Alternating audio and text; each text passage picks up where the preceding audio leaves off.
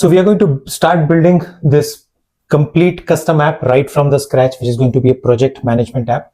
We'll quickly talk about the requirement, the exact requirement that the client has. We'll discuss on that, and then we will, start building the app step by step. We are going to build it right from the scratch.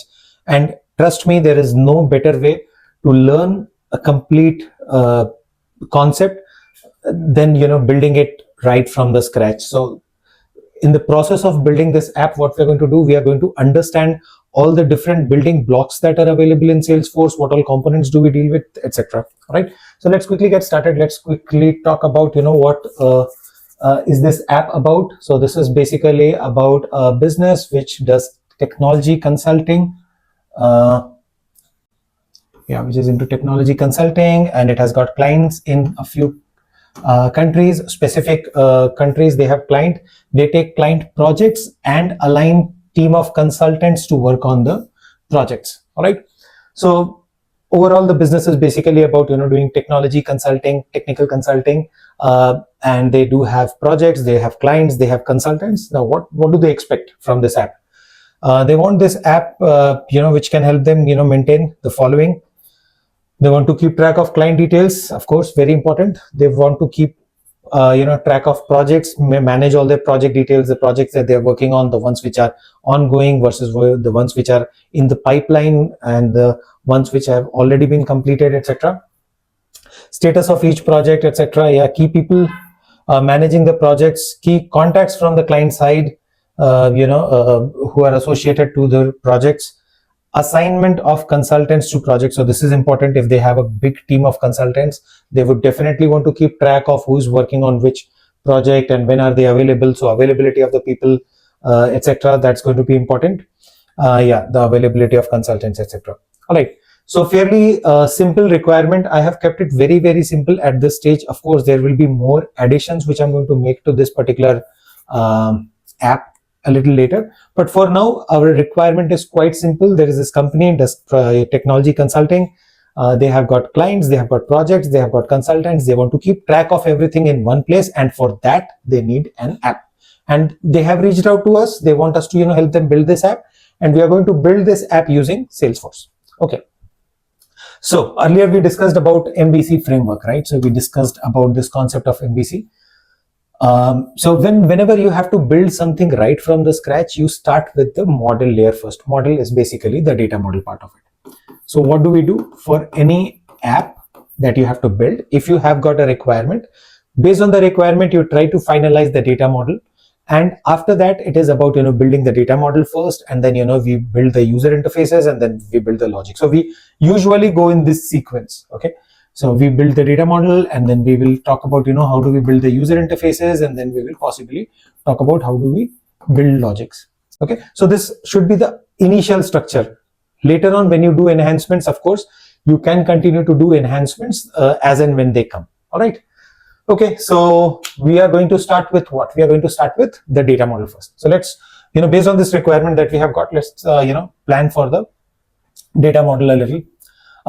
Okay, so in the data model part of it, the first thing that we would do is whenever you are creating a data model. So again, based on what we discussed just now, that the first thing that we start with or begin with is the data model. Even if you are trying to understand an existing application, the best approach would be start understanding the data model. Start with looking at the data model, understanding the data model. Because that is the core actually for any application. If you start understanding the data model, if you're clear with the data model, objects, etc., you will be able to understand. It's basically like getting into the roots of it. So if you understand that, your overall understanding of any application is going to be super clear. Okay.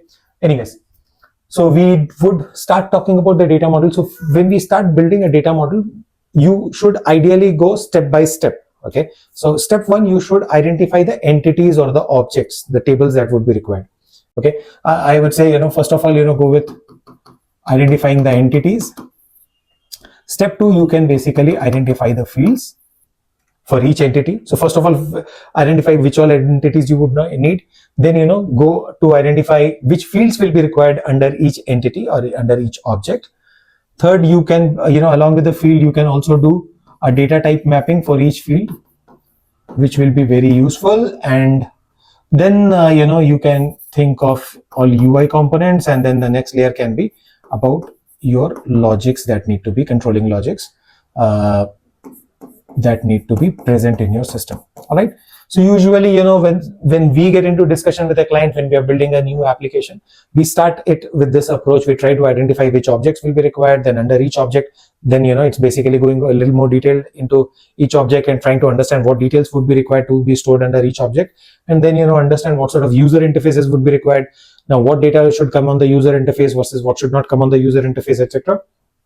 And then, of course, the controlling logics, etc. Let's say an automated email needs to be sent. So that would come at step 3. Okay. So we are going to just quickly have a look at the data model part of it. So for this one, data model at high level, I'm just going to list down the entities first. So first object that we would possibly need is clients. Okay. So we would require clients because, of course, we are working with clients. And we want to keep track of all the clients. Second, we would need to keep track of all projects. So we have clients and then we have projects.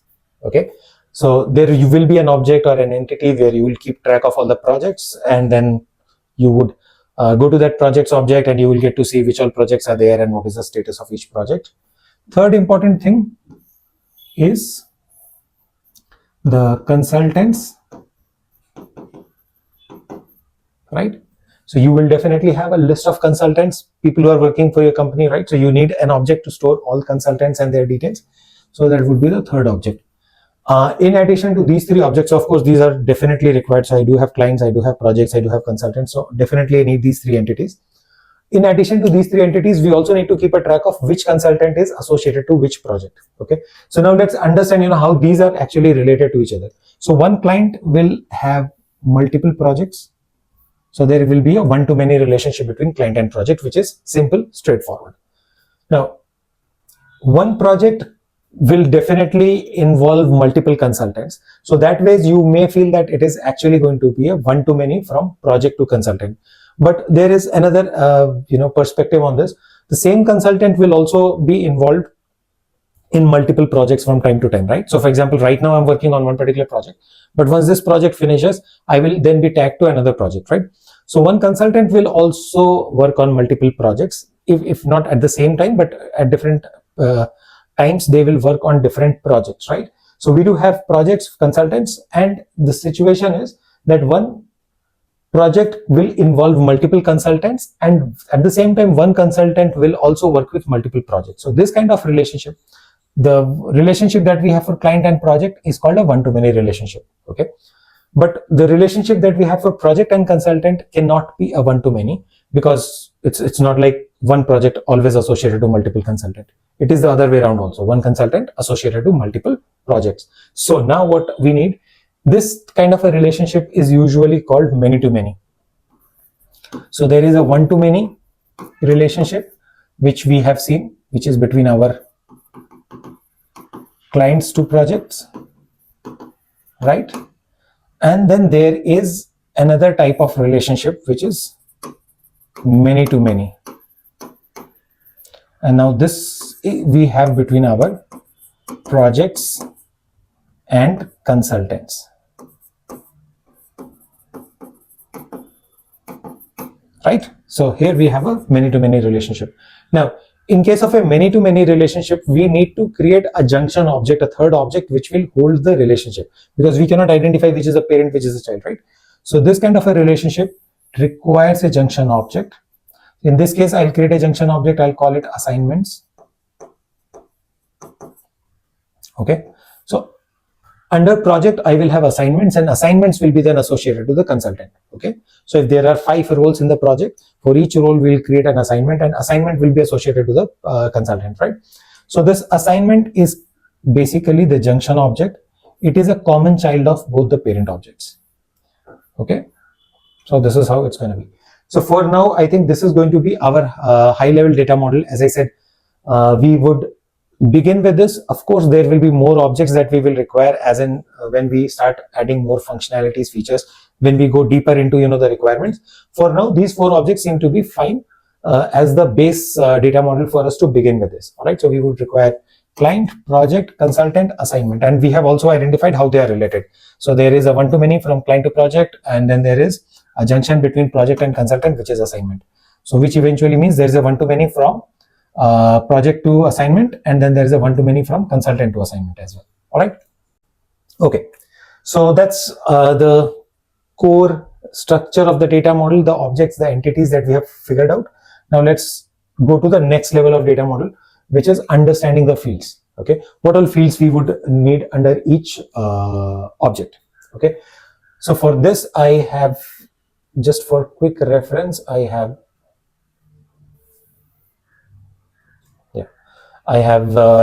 listed these fields.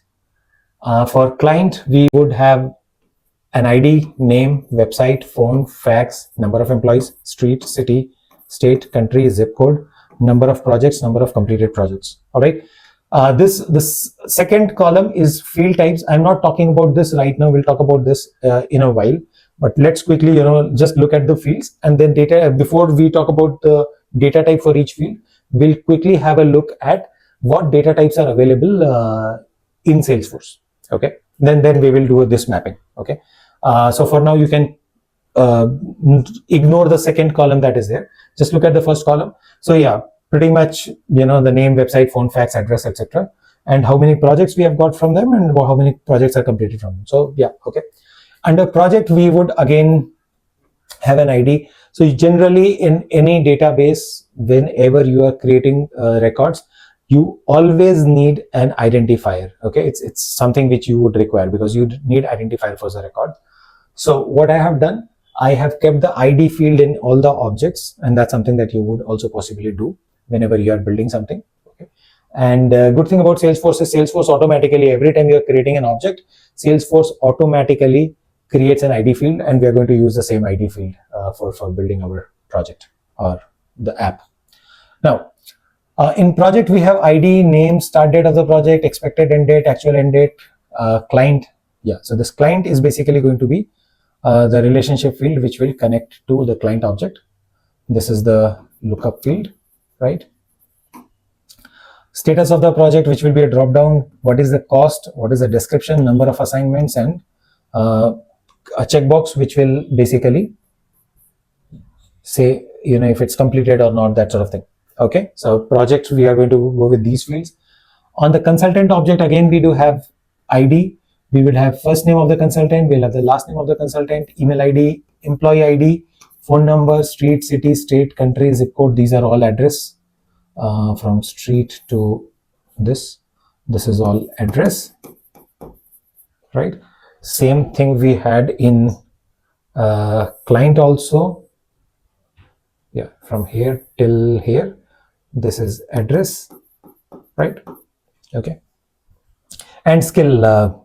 So in consultant, we have the last field as skill. This can be a pick list, or we can even make it multi-select pick list. Basically, multi-select would mean that you can choose multiple options. So, one consultant can have multiple skills as well. So we'll make it a multi-select pick list. All right. And then we do have assignment object, which is the junction object, right? So this assignment object will be then having ID, assignment number, project, consultant. So now these are two relationship fields that we have here, right?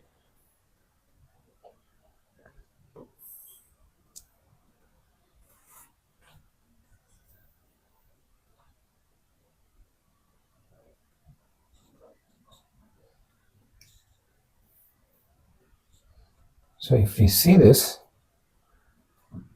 we have a relationship from project to this, which is a one-to-many. And then we also have a relationship from consultant to this, which is also a one-to-many, right? Okay. So now if you look into this fields, we have the ID, assignment number. It can be an auto-generated number. It is connected to the project. It is connected to a consultant. Start date of the assignment, duration of the assignment, status, and technology. Yeah. So these are the fields that we have for assignment, right? So now our data model looks pretty clear and quite complete. Again, as I said, this is based on our initial understanding. At a later point of time, if we want more fields based on the requirement, We will keep on adding more fields. If we want more objects, we will include more objects, but this should be a good starting point for us to get started. All right. So now what is the next thing that we are going to do? We have already listed the fields. What we did not do now yet, or what we have not done yet, is we have not spoken about the data type for each of the field. Okay, so that's something which we'll quickly do now. But before that, before we can actually start mapping the data types to the objects, what we need to do, we need to quickly look into what data types are available, field types which are available in Salesforce when you're creating a field. Right? Yeah, so these are the data types which are available. The first one is a checkbox. Checkbox is a very simple data type. It would ideally store a true or false. When the checkbox is checked, it would mean true or false. So any such data where you just need a true or false, you can use a checkbox for that. Currency is data type where you can store a currency, pretty much a number field, but formatted as currency amount. Okay.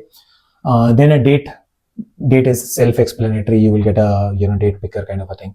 Date and time is where you can enter a date and a time value together.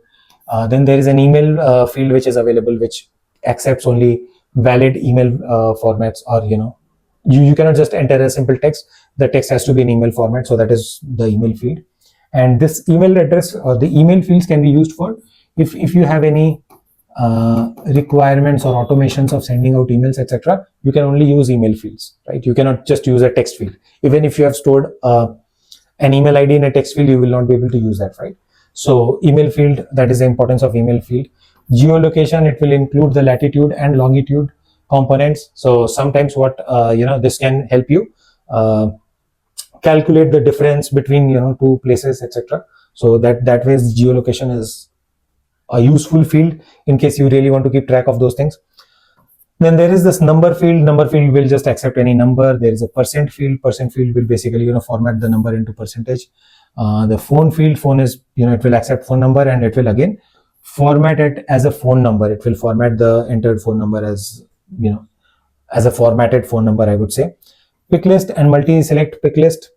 Pick list is a drop down where you can select one option. Multi-select pick list is where you can choose multiple options in the drop down. Text is a normal text box, text field. Then there is a text area. Text area can take up to 255 characters on separate lines. So text field will usually be like a single line text field, right? So if you want to enter a name, you can use this, but text area will look something like this, but this will only allow 255 characters. So this is a text field and this is a text area field. All right. If you want encrypted text, then you can use text encrypted, which will store the text in encrypted format, right? Then there's a time field. Time field can be used for storing specific times. And then there is this URL. Okay, so URL is basically where you can put a valid URL, and this URL is usually the field itself is kind of a hyperlink, so you can click on that link and it will directly open the link for you. So that's the advantage for the URL field. All right, so these are the different field types which are available. Now if you understand this, you will be able to map most of the fields that we were seeing in the database.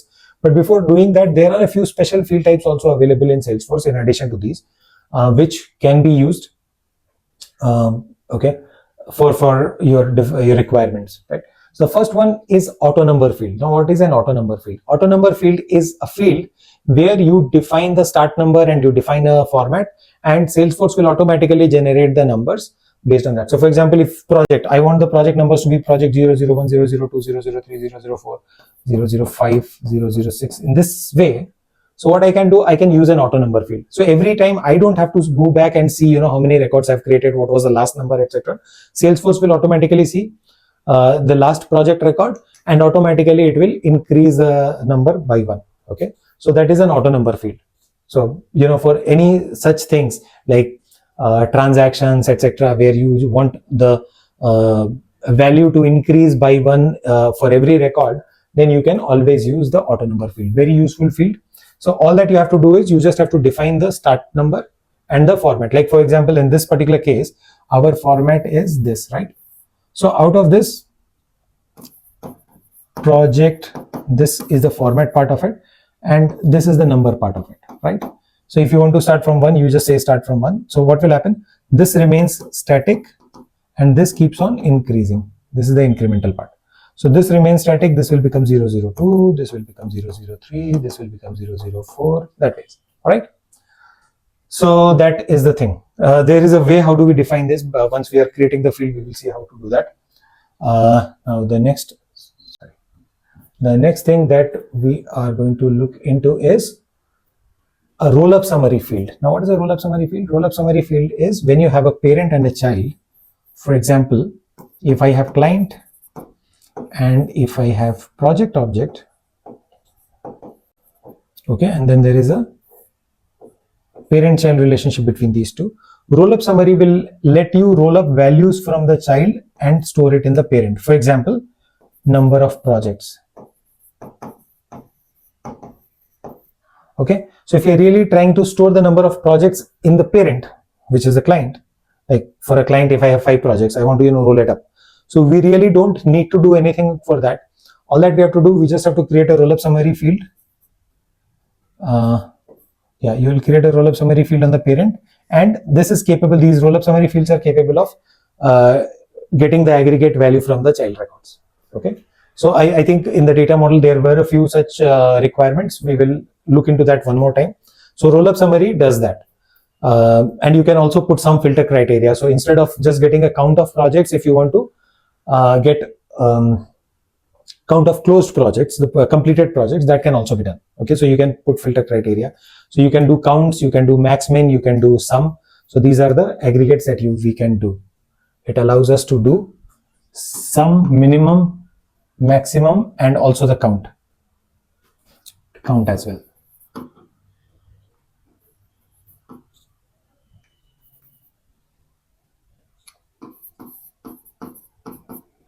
Okay, so that's what we usually do with roll-up summary field, right? Now the next type of field that we would talk about is a formula field. Now what is a formula field?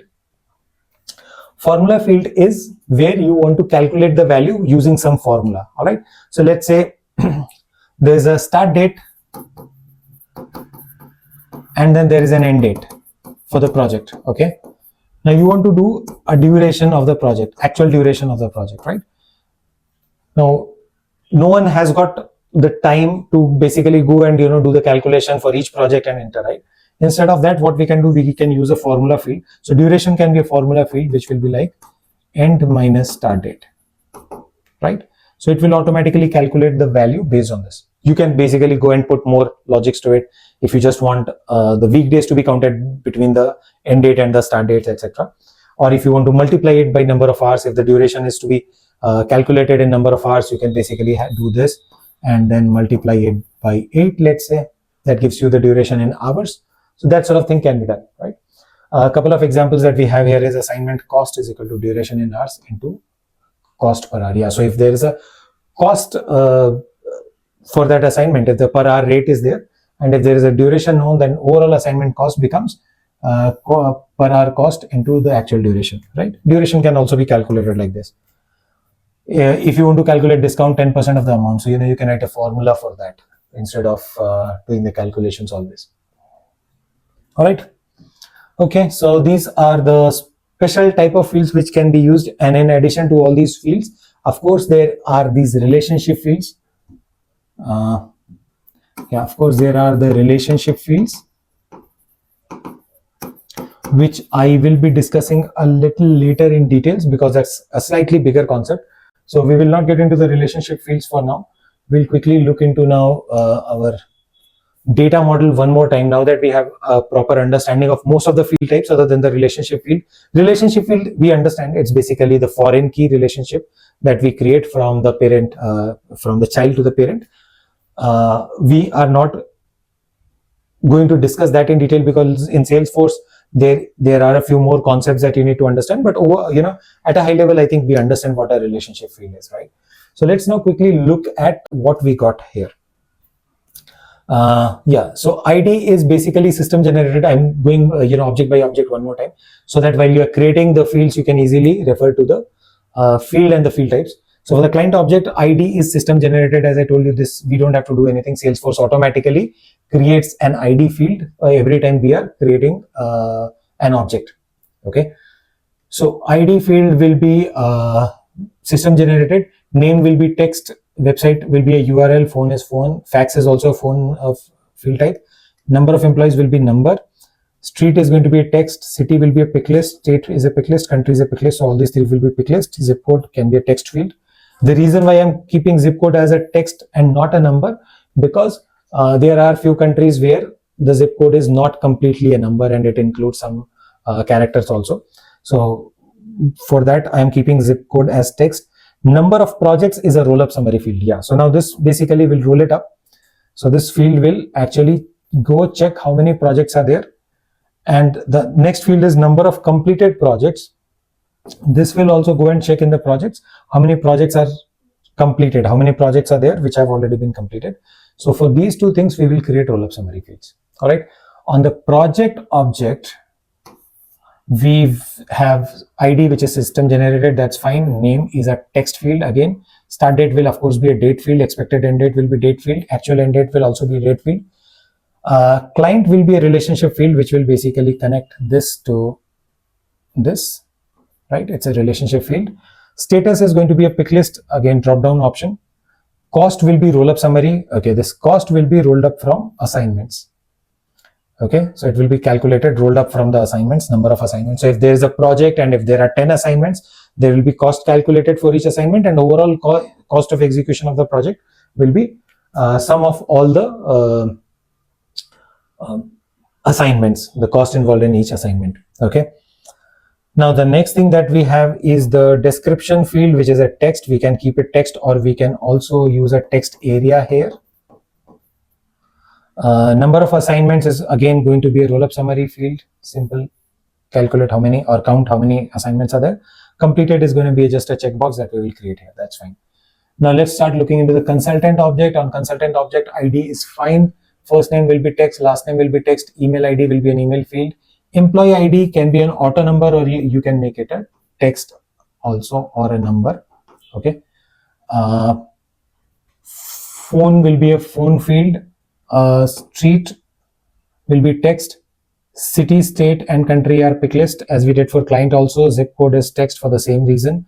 Skill is going to be a pick list or a multi-select pick list. Okay. Now let's go to the assignment object. On the assignment object, again, we do have an ID field. That's fine. Assignment number. Now giving a name for every assignment will become difficult. So for that reason, what we have done, we have put an assignment number. Okay. So every time there's an assignment which is created, there will be a number which is generated for the assignment. And here we are going to use the auto number field that we discussed. Project and consultant are basically the lookup fields that we have, right? Start date is going to be a date field. Duration in hours is going to be a number. Status will be a drop down, and technology will again be a pick list. All right. So that's what we have. So this is basically the data model. Now we understand the data model, and we also understand the different fields, field types which are going to be used here.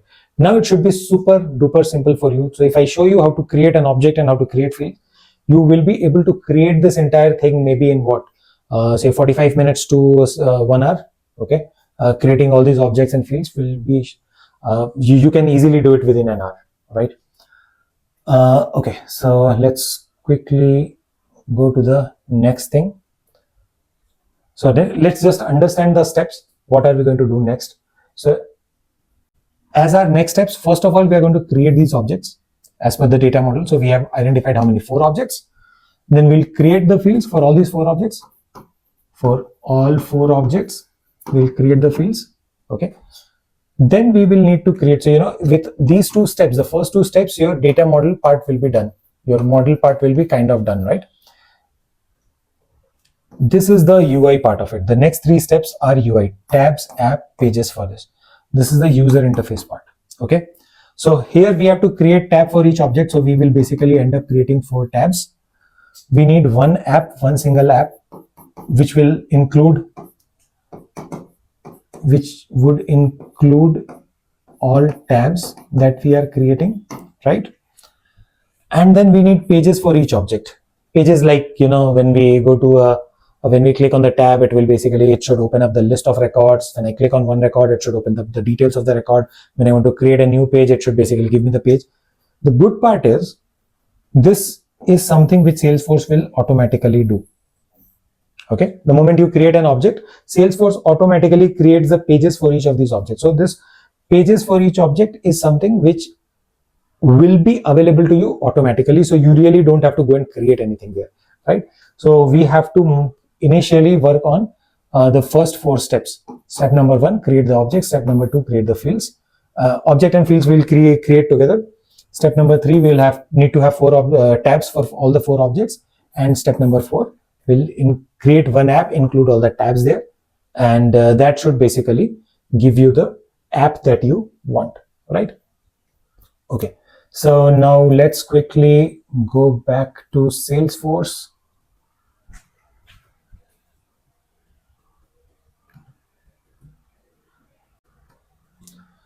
Okay, and we'll understand, where do we do these things? Where do we build all these things, right?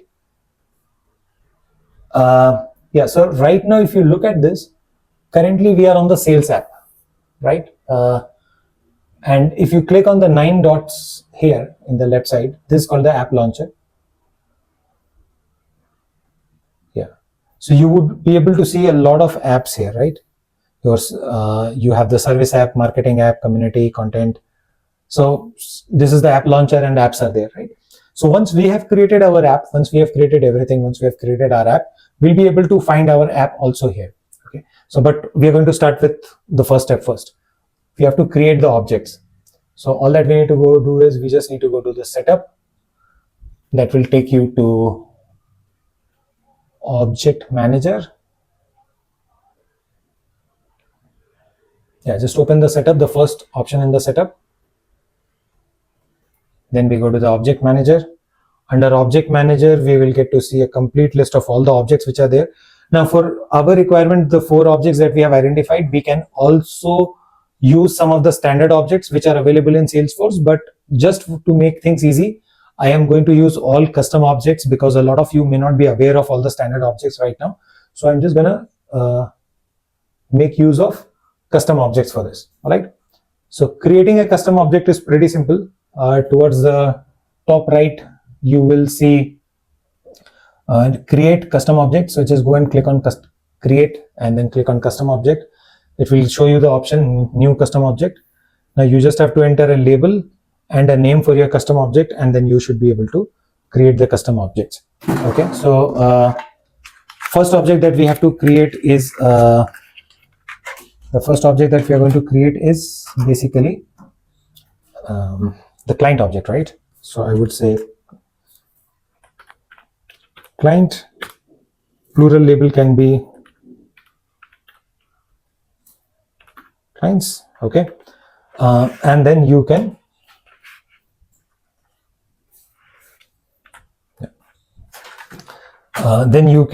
just scroll down. You can see if everything looks fine. For now, I would say don't worry about everything. Just look at the deployment status, and it should be deployed. Ideally, it is deployed only, so you don't have to change anything. Okay, and you can just go and click on save. Okay, there are a lot of other options that you can choose under the custom object, but for now those are not required. I don't want you to get confused with too many things for now. So your object got created. So this has already created an entity in the data model, right? Now, once you have saved this object will appear under your list of object manager. You were seeing the long list of objects, right? So now you will get to see your client object also in that list. Now, once this is done, you can go to fields and relationships, and you can add the fields. So you would notice one quick thing, that there are 4 fields which are already available. One is a client name, one is created by, last modified by, and owner. Okay, so these 4 fields are available by default. Okay, whenever you create an object, and these are standard fields. In Salesforce, there is one concept which we will continue to use again and again, that is standard and custom. So standard is usually Salesforce provided, and custom is what we build. Okay, so when I say these 4 fields are standard fields, because these are Salesforce provided. So anything which is standard Salesforce provided, you cannot go and delete those things. You can make some small tweaks, modifications in some of the cases. Some cases that is also not allowed, because those standard components which are part of your application, those have been built by Salesforce, and those are same across all Salesforce orgs. So Salesforce cannot allow you to delete those things. You don't need it. You can hide those things, but you cannot delete. Okay, there's a difference between hide and delete. Okay, so these 4 fields are there, and other than the client name, if you see created by, last modified by, owner, these are more for system requirement to keep track of who created the record, who modified the record, etc. So all other fields other than the client name, all other fields whatever we have in the data model, we just have to create those fields one by one. Okay, so now how do we create the field? So once you are on the field and relationship, you can click on new. Once you are on this, you can just go click on the new button here, and you will be able to select the data type. Okay, and you will be able to then choose the data type based on what we have decided in the data model. And then you, for example, we are going to create for client, we are going to create the phone number. So we would take phone as the data type, click on next, and then we will enter the name and label of the field, also pretty similar to what we did earlier.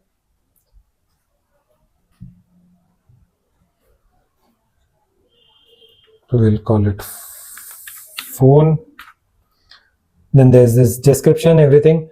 For now, you do not need anything. In case there's a mandatory field, required field, you can select the required checkbox. This one, but if not required, it's okay. We don't need to do anything. Just keep everything as it is, and we will now go and click on next. This takes you to the step 3, establish field level security. For field level security, this is going to be a slightly bigger topic. We will discuss about this later. So you just need to ensure that you select the visible checkbox, okay, so that this field is visible to all the users. For now, you can change those settings, but I'm not getting into that right now. And this add to page layout, so keep it as it is. There is just one page layout which is there, and by default it is selected, so you don't have to change anything here. All that you just need to do is you just need to go and click on save. You can either click on save or save and new. If you directly want to go to creating another field, you can click on save and new. And if you just want to save this field, you can click on save. So if I do save and new, it takes me directly to the option to create another field, right? So now if I look into the fields and relationships for this, I have got 5 fields. 4 fields were already existing. 5th field just got created, the phone number field. All right. So that's what we have right now. We have got the 5 fields created. And similarly, I would want you to basically go step by step and create all the fields. All right. So we will keep it here. I would, encourage you to go create the objects, fields, etc., and try to finish the data model part as much as possible. Once we connect next, we are going to go further, quickly create all the fields, and then we are going to look into the next steps of building the app.